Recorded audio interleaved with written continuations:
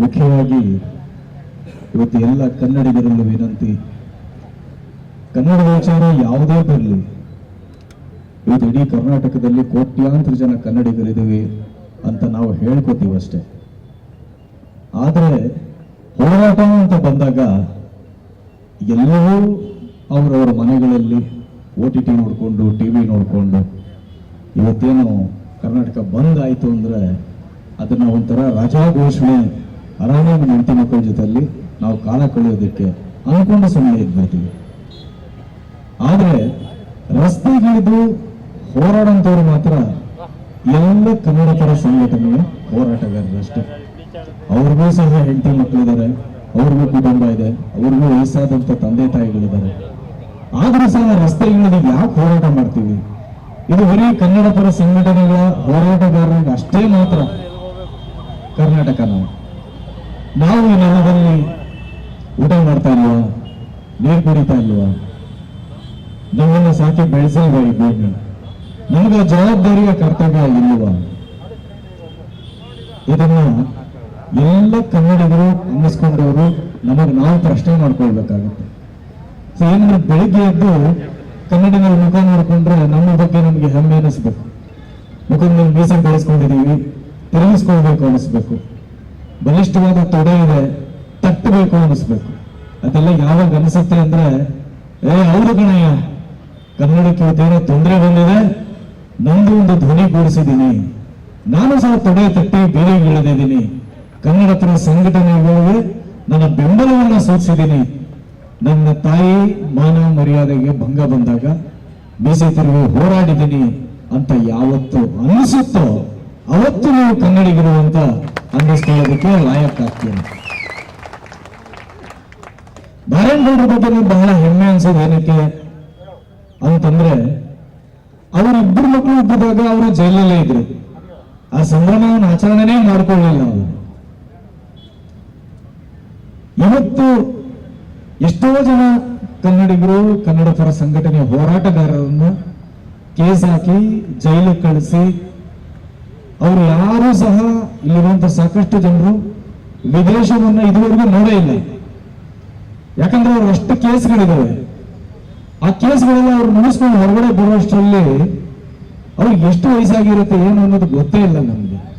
ಇಷ್ಟೊಂದು ತ್ಯಾಗ, ಇಷ್ಟೊಂದು ಪರಿಶ್ರಮ ಬರೀ ಇಷ್ಟು ಜನಕ್ಕೆ ಅಷ್ಟೇನಾ ಸೀಮಿತ ಅನ್ನೋದನ್ನ ನಾವು ಕೇಳ್ಕೊಳ್ಬೇಕಾಗುತ್ತೆ, ನಮ್ಮನ್ನ ನಾವು ಪ್ರಶ್ನೆ ಮಾಡ್ಕೊಳ್ಬೇಕಾಗುತ್ತೆ.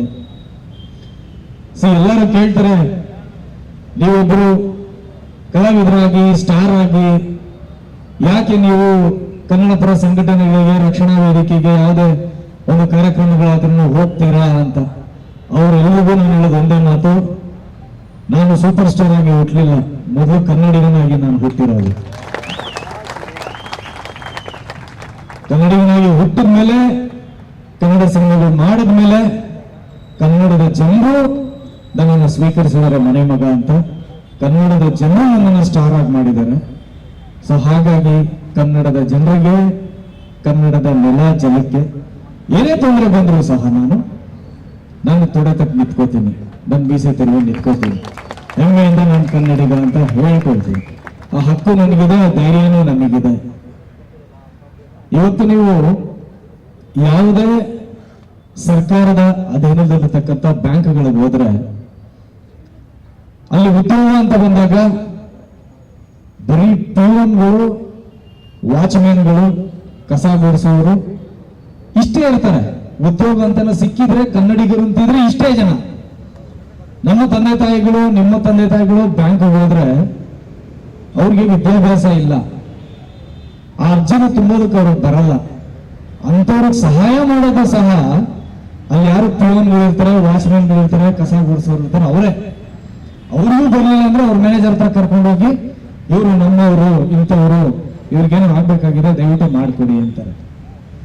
ಈ ಒಂದು ಕಾರಣದಿಂದಾನೇ ಏನಾಯ್ತು ಅಂದ್ರೆ, ಎಲ್ಲರೂ ಸಹ ಸರ್ಕಾರದ ಅಧೀನದಲ್ಲಿರ್ತಕ್ಕಂಥ ಬ್ಯಾಂಕ್ಗಳಲ್ಲಿ ಖಾತೆಗಳನ್ನೇ ಮುಚ್ಚಿಬಿಟ್ರು. ಎಲ್ಲ ಮಲ್ಟಿನ್ಯಾಷನಲ್ ಬ್ಯಾಂಕ್ಗಳಿಗೆ ಹೋಗ್ಬಿಟ್ರು.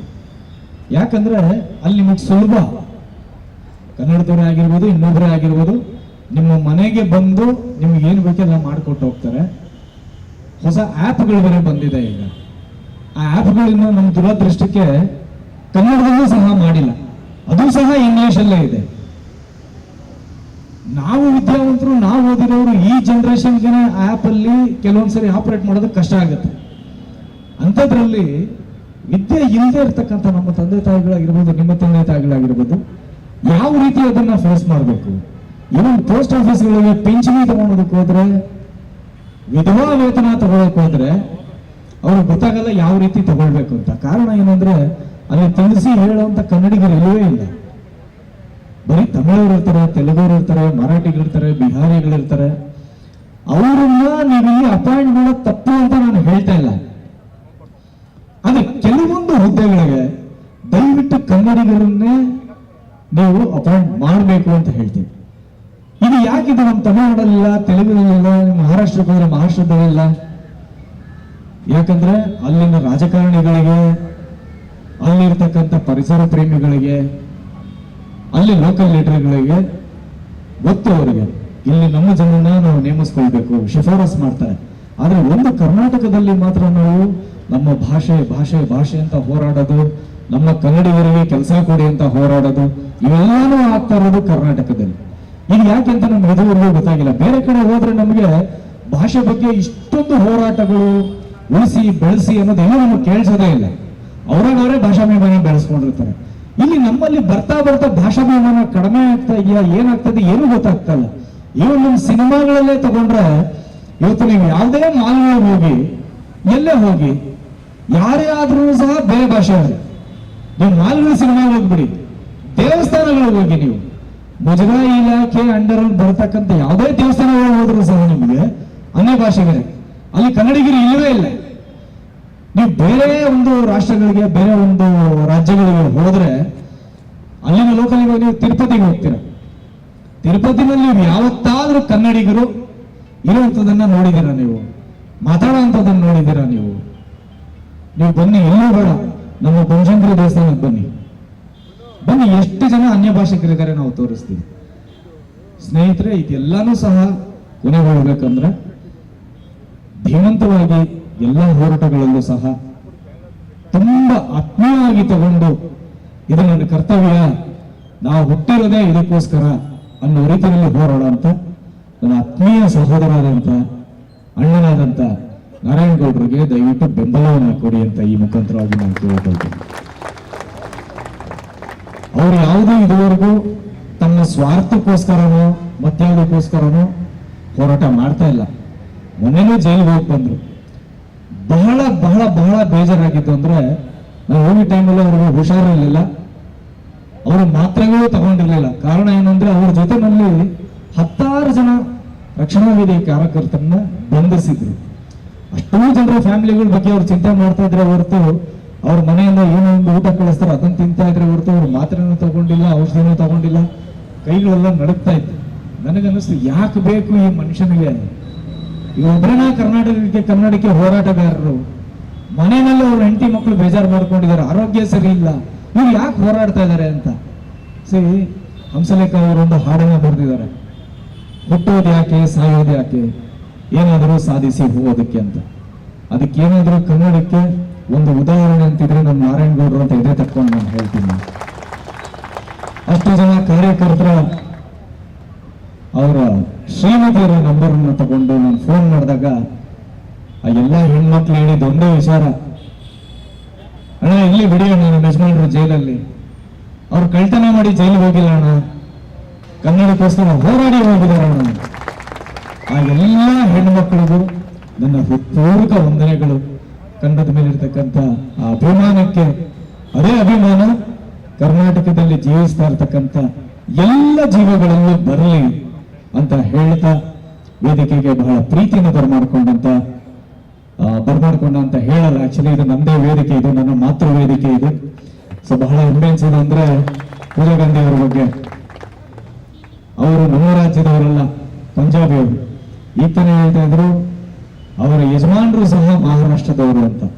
ಆದ್ರೂ ಸಹ ಈ ನೆಲದ ಜನ ಅವರು ಮಾಡಿದ ಸಿನಿಮಾವನ್ನು ಒಪ್ಪಿಕೊಂಡ್ರು, ನಮ್ಮನ್ನ ಇಲ್ಲಿ ಉಳಿಸಿ ಬೆಳೆಸ್ತಾ ಇದ್ದಾರೆ ಅನ್ನೋ ಕಾರಣಕ್ಕೆ ಆಕೆ ಸಂಪೂರ್ಣ ಕನ್ನಡತಿಯಾಗಿನೇ ಬದಲಾಗಿ ಹೋಗಿದ್ದಾರೆ.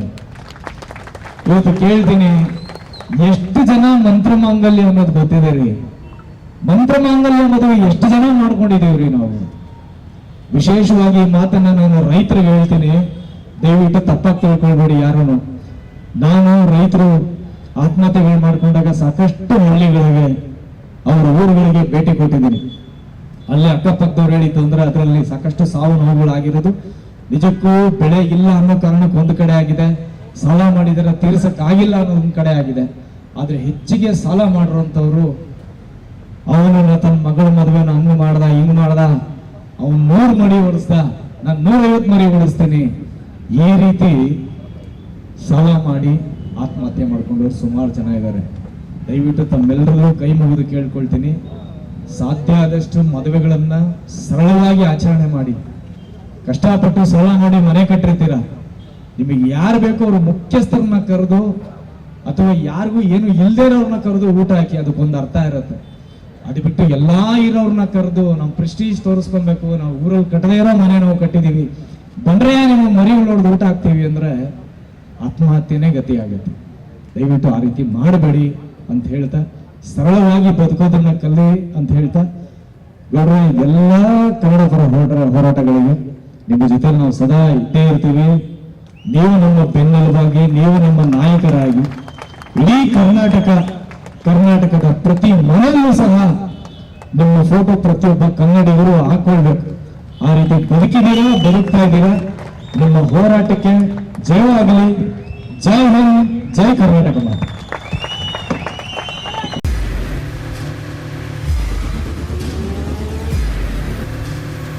ಪ್ರಜಾಮಾರ್ಗ ನ್ಯೂಸ್, ಇದು ಜನಸಾಮಾನ್ಯರ ಧ್ವನಿ. ನಮಸ್ಕಾರ. ನೀವು ನೋಡ್ತಾ ಇದ್ದೀರಾ ಪ್ರಜಾಮಾರ್ಗ ನ್ಯೂಸ್. ರಾಷ್ಟ್ರದ ರಾಜ್ಯದ ರಾಜಕೀಯದ ಬಗ್ಗೆ ಹೆಚ್ಚಿನ ಸಿನಿಮಾ ಅಪ್ಡೇಟ್ಗಳಿಗಾಗಿ ಫಸ್ಟ್ ಲೈಕ್ ಮಾಡಿ, ಸಬ್ಸ್ಕ್ರೈಬ್ ಆಗಿ, ಹಾಗೆ ಫಾಲೋ ಕೂಡ ಮಾಡಬೇಕು.